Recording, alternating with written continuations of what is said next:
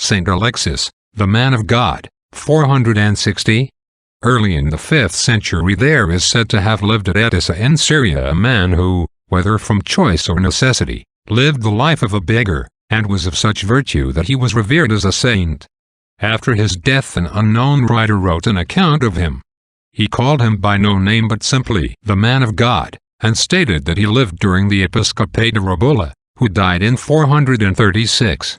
According to this writer, he lived by begging alms at the church doors, which he shared with other poor people, existing himself on what little was left over from their needs, and when he died was buried in the common grave of the city. But before his death he had confided to an attendant in the hospital that he was the only son of noble Roman parents, and when the bishop heard of this he ordered the body to be exhumed. But only the ragged garments of the man of God could be found. His fame spread westward, and before the 9th century was known in Greece with sundry embroideries, including the name of the saint, Alexius, and was related in a canon by Saint Joseph the hymnographer 883.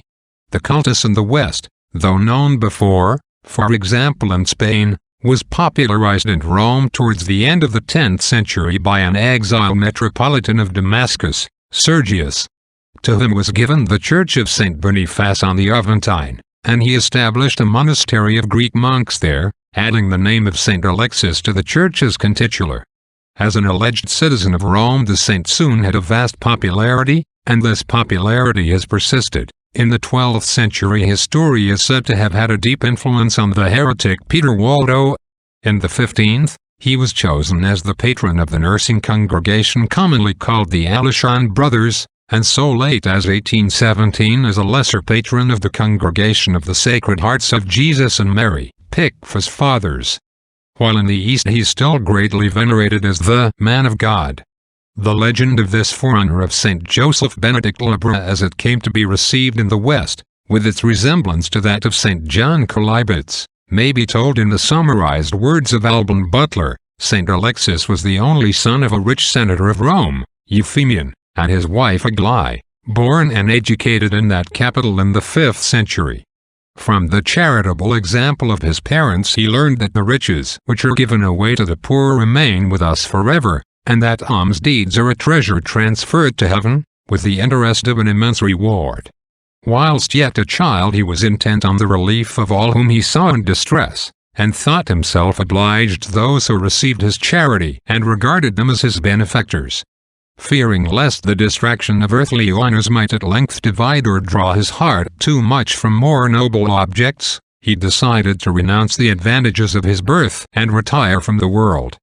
Having, in compliance with the will of his parents, married a wealthy girl, he on the very day of the wedding parted from her with her consent.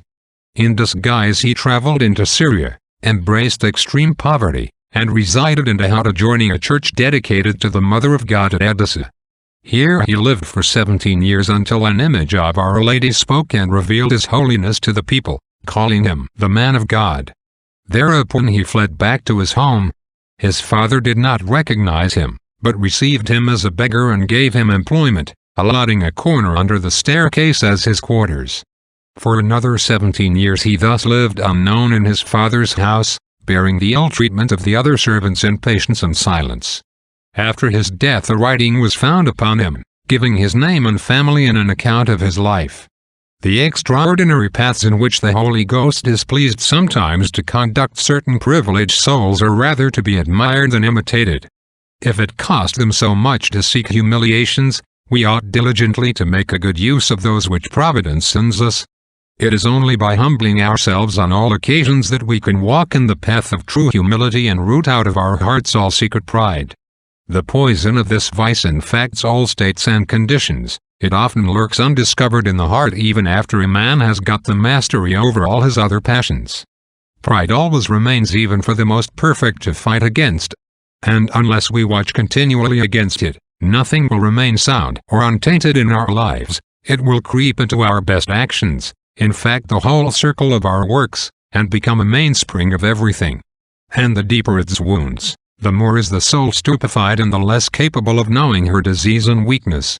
St. John Climacus writes that when a young novice was rebuked for his pride, he said, "Excuse me, Father, I am not proud." To whom the experienced director replied, "And how could you give me a surer proof of your pride than by not seeing it yourself?" This warning against pride comes very fitly apropos of the story just related, but the same story is also an apt illustration of a quite different matter, namely, of how legend is embellished in the course of time and traveling. To draw attention to only a few points, the flight on the wedding day, so common an incident in hagiography. When a man wishes to avoid marriage, he does not wait till after the wedding, but the popular form is so much more spectacular and impressive to simple minds. The speaking image provides an edifying reason for his coming back to Rome and being buried there, and the finding of his relics. Somebody's relics were certainly found at the church of St. Boniface in Rome in 1217. But the only things which are reasonably certain about St. Alexius are that he lived, if indeed he ever lived, died, and was buried in Edessa. His name is found in no ancient Roman liturgical book or martyrology, and was apparently not heard of there before about 972.